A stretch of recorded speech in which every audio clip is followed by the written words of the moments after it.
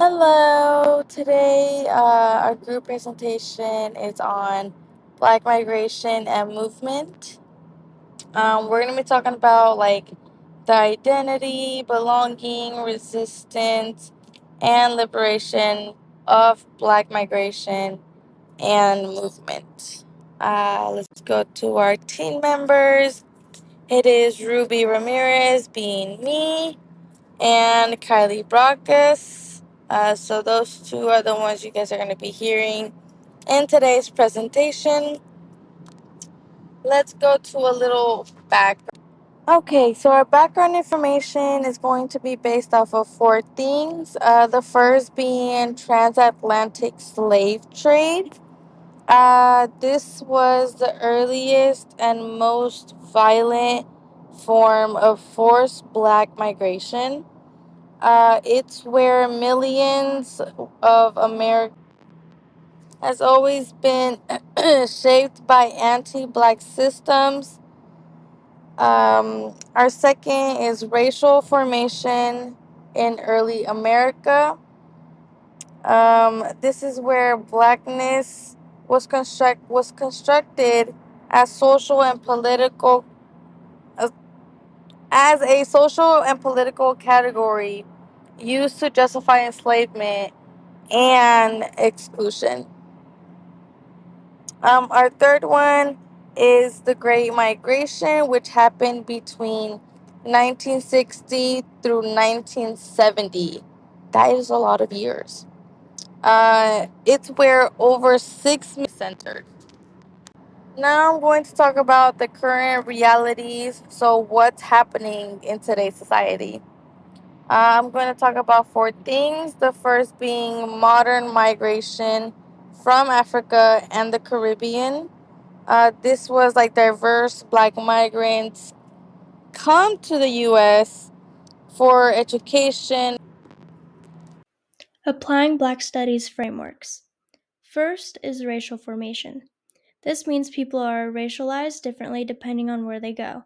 Many African and Caribbean migrants talk about becoming Black when they come to the US because race is understood differently here. Next is anti Blackness, which is a global system that shapes laws, borders, and immigration. This helps explain why Black migrants, especially Haitians, often experience harsher immigration treatment. The next idea is resilience. Even with obstacles, Black migrants create strong support systems like community groups, churches, and cultural organizations. These networks help people survive and find belonging. Liberation and freedom making is also important. Migration can be a way of claiming safety and opportunity. For example, During the Great New during the new Great Migration, many Black Americans are choosing to move back to southern cities because they feel a stronger sense of community and possibility there. And finally, diasporic identity. Black migrants blend cultural, national, and racial identities. This includes African, Caribbean, Haitian, Afro Latinx, and African American cultures coming together to create new traditions and forms of identity. Resistance and community solutions. Even though Black migrants face barriers, they also show resistance in many everyday ways. One example is mutual aid networks. Communities help each other with housing, jobs, transportation, and legal support. This is a direct way of resisting structural inequality. There's also grassroots advocacy.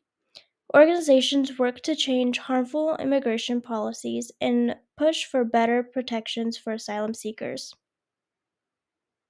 We also see cultural resistance. Things like music, language, religion, and food traditions help maintain identity and fight against erasure. Another form of resistance is community centers and coalition building.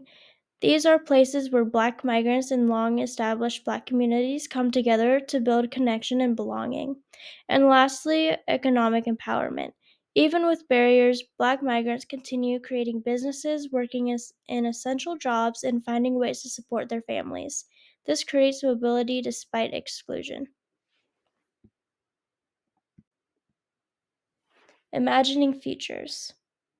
When we think about the future of Black migration, we can imagine more liberatory and empowering possibilities. One idea is policy transformation. This means creating immigration systems that recognize racial bias and protect people seeking safety. It also means offering more fair paths to citizenship. Next is community led futures, where Black migrants shape their own neighborhoods, schools, and cultural institutions.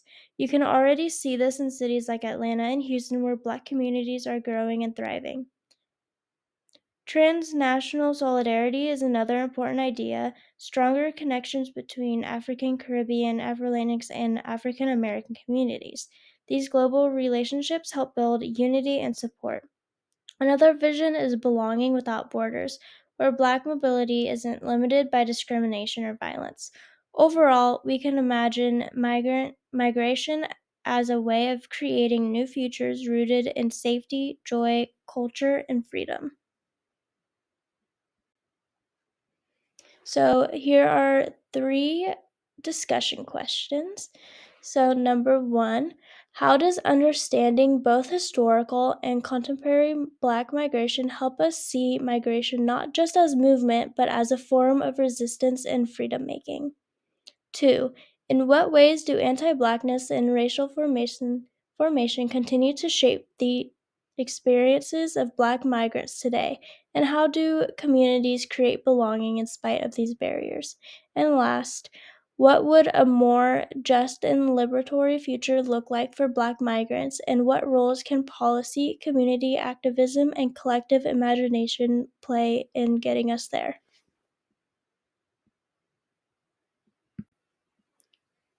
So, to conclude, Black migration, both historically and today, is shaped by racial violence, exclusion, and global anti Blackness.